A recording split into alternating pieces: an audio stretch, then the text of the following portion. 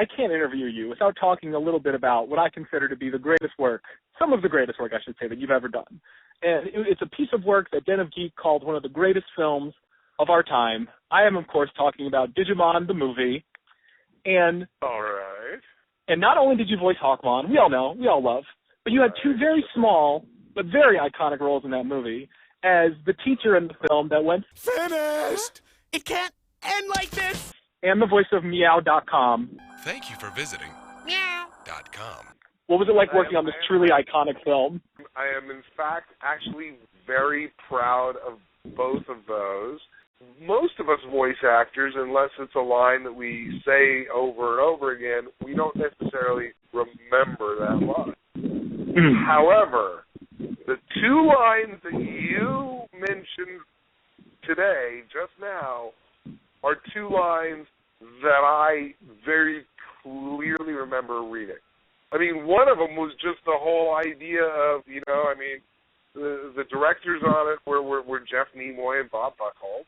Jeff and I were working, and he gives you a line number, you go to it, you read it, and because of the contract that we work under, it includes not just one character, it includes 3 or possibly 4 characters depending on the contract. So I did Hawkmon, and it's like, okay, go to line number, and it was the Meow.com one.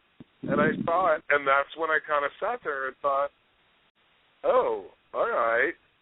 And I just the idea of saying, thank you for visiting Meow.com. If I can do it in one take and say, thank you for visiting Meow.com, and get it in the one take so the editor doesn't have to stitch things together, so I'm not sitting there going, meow, meow, and doing that later, he's got it in one take, then I feel I've done my job.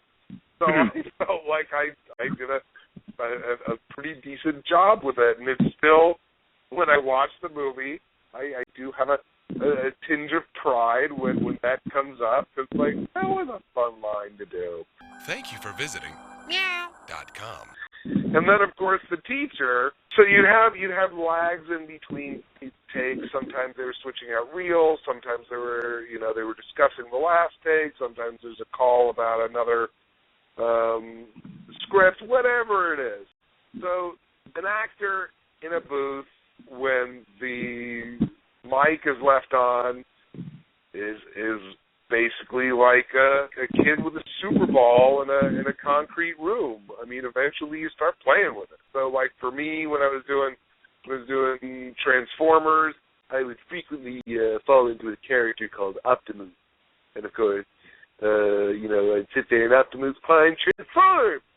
And so I would frequently, in Digimon, the thing that I would fall into for some reason would be Ed Wynn, from a lot of an actor who a lot of people would remember as the uncle and Mary Poppins. Oh, I love to laugh. The British uncle who didn't have a British dialect. So I kept asking Jeff when I could do it, Hey, let's use Ed Wynn on this one, when he'd like doing a different Digimon, a guest Digimon, a derivation of Hawkmon. All right, Neil, we need a new voice for Shurimon. All right, no, let's do. No. All right, we need a voice for Halsemon. I know, Halsemon, Wings of Love.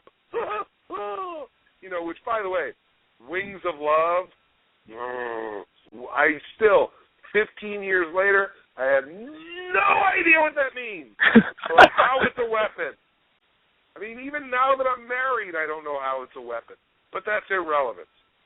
Anyhow, so we're recording Digimon, and Jeff says, he gives me the line number, and I'll never forget it, because he puts his finger on the talkback button, and he says, now. And I look at him and I said, now? He says, now. I said, now. And when they were rolling, and I knew exactly what he meant, so it was like, 80Rs, you get 3 beeps, and on the imaginary 4th beep, you say it to match the picture. So, the engineer starts everything up, and you hear, beep, beep, beep, finished! So I was like, I'm pretty sure we got it in one take. But yeah, those two lines I will forever have burned into my memory glands.